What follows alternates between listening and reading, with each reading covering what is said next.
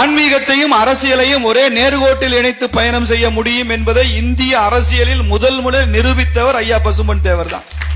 பசும்பொன் தேவர் அவர்கள் வள்ளலாருடைய பக்தர். அவரது வீட்டிற்கே பசும்பொன்ல வள்ளலார் இல்லம் தான் பேர் வச்சிருக்கிறார். நேதாஜி இல்லம்னு கூட பேர் வைக்கல, வள்ளலார் இல்லம் என்றுதான் பெயர் வச்சிருக்கிறார். தமிழ்நாட்டில் மிக முக்கிய தலைவர்களாக யாரையெல்லாம் அவர் மதித்தாரோ அவர்களுடைய புகைப்படம் எல்லாம் வச்சிருக்கிறார். ஐயா வ.உ. சிதம்பரம் பிள்ளையுடைய படம் அங்க இருக்கு, கப்பலோட்டிய தமிழனுடைய படம் இருக்கு. இப்ப வ.உ.சி மேல எவ்வளவு பெரிய மரியாதையோடு இருந்திருக்கிறார். எல்லாற்றை விட நான் மிகவும் ஆச்சரியப்பட்டு போன விஷயம், நேதாஜி படம் இருக்கு, அது எனக்கு ஆச்சரியம் இல்லை. ஏன்னா நேதாஜியை தனது குருவாக ஏற்றுக்கொண்டவர் வீட்டுல நேதாஜி படம் இல்லாம எப்படி இருக்கும்? நான் மிகவும் அதிசயித்து போன ஒரு புகைப்படத்தை பார்த்தேன். யார் யார் புகைப்படம் எல்லாம் இருக்குன்னு பார்த்தேன். யார் யார் புகைப்படம் எல்லாம் இல்லை என்பதையும் நான் கவனித்துக் கொண்டேன். குறிப்பா இந்த தமிழ்நாடு யாரோட மண்ணுன்னு 60 வருஷமா உளறானோ அந்த படம் எல்லாம் அங்க இல்ல. அந்த பாவத்தை தேவர் செய்யவே இல்லை. இப்ப மதுரையில தெப்பக்குளம் பக்கத்தில் இருக்கிற தியாகராஜர் கல்லூரி இருக்க, அதுதான் பாஸ்கர சேதுபதியோட அரண்மனை. அந்த காலத்துல அமித்ஷா அவர்கள் சொன்னார், எனக்கு ரொம்ப ஆச்சரியம், வங்காளத்தில் பிறந்த நேதாஜி அவர்களுக்கு இந்தியாவிலேயே தமிழ்நாட்டில் தான் மிக அதிக அங்கீகாரம், மரியாதை, புகழ் இருக்கிறது. இன்னைக்கு அவர் சொன்னது 2025. இது அமித்ஷா என்கிட்ட சொன்னது 2 மாசத்துக்கு முன்னால மதுரையில. தமிழ்நாட்டில் தான் அவருக்கு அதிக அங்கீகாரம் இருக்கு. அதற்கு அந்த ஆய்வை தயார் செய்த அந்த ஆய்வாளர் சொன்னாரு, அதற்கு காரணம் பசும்பொன் தேவர் தான் காரணம் என்று சொன்னார். எனது ஒவ்வொரு அறைகூவலுக்கும் first response comes from Tamils. Netaji சொல்ற முதல் ரெஸ்பான்ஸ் தமிழ்நாட்டில இருந்து வருது. இந்த தமிழனுக்கு நான் என்ன கைமாறு செய்ய கடமைப்பட்டிருக்கேன்? என்னால் எதுவும் செய்ய முடியாது. ஆனால் நான் இறைவனிடம் ஒன்றை பிரார்த்திப்பேன், எனக்கு அடுத்த ஜென்மம் என்று இருந்தால் நான் தமிழனாக பிறக்க வேண்டும். உண்மையான பெரியார் ஐயா பசும்பொன் தேவர் தான். நானும் என்னை தேவர் வாரிசு என்று சொல்லிக் கொள்வதில் பெருமைப்படுறேன். அவன் எந்த ஜாதி, எந்த மதம், எந்த மாநிலம், எந்த மொழியாக இருந்தாலும் அவன் எல்லாம் தேவர் வாரிசு தான் என்று நான் சொல்வேன். அந்த கொள்கைக்காக வாழ்றவன் தான். இந்த நாட்டுக்கு எதிராக பயங்கரவாதத்தை ஆதரிக்கிறவன் இந்த தேவரது நினைவாலயத்தில் வந்து ஆசீர்வாதம் வாங்க முடியுமா? இந்த நாட்டை தனித்தனியாக துண்டாக்கி விடுவோம் என்று சொல்பவர்கள் இந்த பசும்பொன் மண்ணிலே காலடி எடுத்து வைக்க முடியுமா?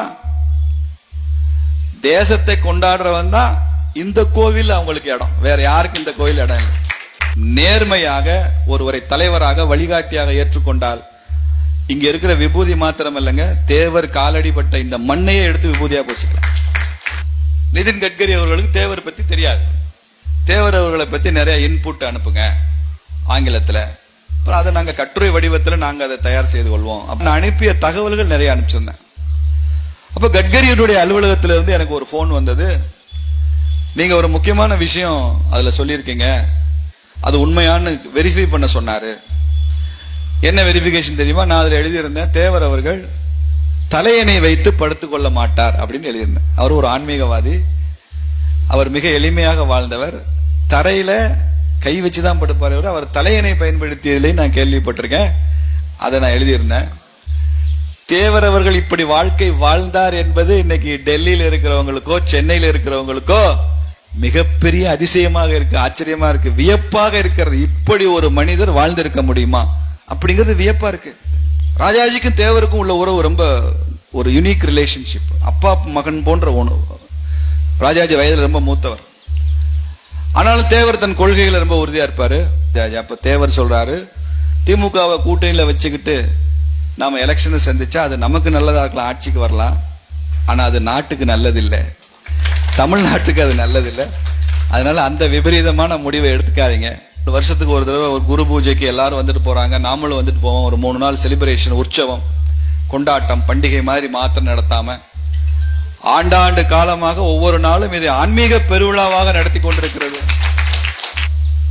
சமூக நீதியா இவருக்கு ஈடு இணையே கிடையாது. உங்களுக்கு தெரியும், இந்தியாவிலேயே முதல்ல மீனாட்சி அம்மன் கோவில்ல தான் ஆலய பிரவேசம் நடந்தது, பட்டியல் சமுதாய மக்களுக்கான ஆலய பிரவேசம். இவன் சமூக நீதினை பீற்றிக் கொள்கிறானே. எந்த கட்சி சமூக நீதி சொல்லுச்சோ அதனுடைய வாரிசுகள் நாங்கன்னு பேசிக்கிறாங்களே, அந்த நீதி கட்சி ஆட்சியில் இருக்கும் போதுதான் மெட்ராஸ் பிரசிடென்சில சென்னை மாகாணத்துல குற்றப்பரம்பரை சட்டம் வந்தது. முதல்ல போலீஸ் ஸ்டேஷன் வரும்போதே அதை எதிர்த்தவர்கள், பிரிட்டிஷ் சிஸ்டத்தை எதிர்த்தவர்கள் தேவர் சமுதாயத்தினர் தான் என்பது பல பேருக்கு தெரியாது. அந்த சமூக இளைஞர்கள் தான் மதுரைக்கான காவல் உரிமையை பெற்றவங்க. காவல் டாக்ஸ் கொடுக்கணும் அவங்களுக்கு, அவ்வளவுதான். அந்த மரபு வழியாக பாரம்பரியமாக இருந்ததை மாற்றி போலீஸ் ஸ்டேஷன், ஜுடிஷியரி, ஜட்ஜி, கோர்ட்டுன்னு ஒரு சட்டத்தை கொண்டு வந்து பிரிட்டிஷ்காரன் திணிக்கும் போது மதுரையில போலீஸ் ஸ்டேஷன் வருது. அப்போ இவங்க எல்லாம் போய் அதை அப்செக்ட் பண்றாங்க, எதிர்க்கிறாங்க. நாங்க தானே காவக்காரங்க. காவல் உரிமை என்பது விட்டு கொடுக்கிற உரிமை இல்லை, அது ஒரு பிரஸ்டீஜ். அப்படி விட்டு கொடுக்க கூடாது என்று போராடியதை இவர்களை பல பேரை சுட்டு தள்ளினாங்க, சிறையில் அடைச்சாங்க, வரி கட்ட மறுத்தாங்கன்றதுனால தான் பெருங்காமநல்லூர்ல அவ்வளவு பெரிய தியாகம் செய்ய, உயிர் பலி கொடுக்க வேண்டியது. தமிழ்நாட்டின் ஜாலியன் வாலாபாக் என்று இப்படி ஒரு வீர பரம்பரையை குற்ற பரம்பரையாக மாற்றியது பிரிட்டிஷ்காரன்.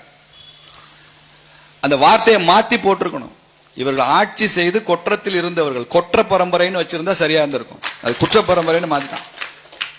குற்ற பரம்பரை சட்டத்தை நீக்க வைத்தவர் பசும்பொன் தேவர்.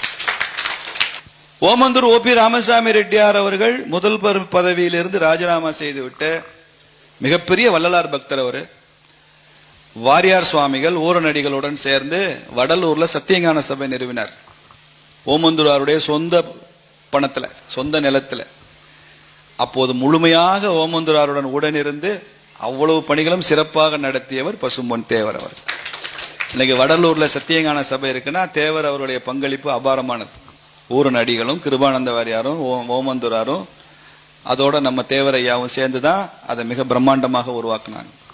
மீனாட்சி அம்மனை பத்தி ஒரு வார்த்தை பேசினா இந்த மதுரை மண்ணுல ஒரு வினாடி கூட இருக்க விட மாட்டேன்னு சொல்லி மூட்டை முடிச்செல்லாம் கட்டிக்கிட்டு ஓட வச்ச ஒரு பசும்பொன் தேவர்ங்கிறது தெரியும். இன்னைக்கு தேவர் இருந்தா பேசிடுவானா? அவரே தன் சொந்த கையெழுத்த பசும்பொன் முத்துராமலிங்க தேவர்னு போட்டத, எனக்கு அவர் முத்துராமலிங்கம்னு சொல்ற அதிகாரம் இருக்கா?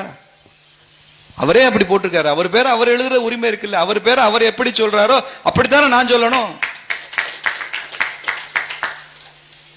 இன்னும் 6 மாதங்களில் இந்த தமிழ்நாட்டில் மிகப்பெரிய மாற்றம் நடக்கும்.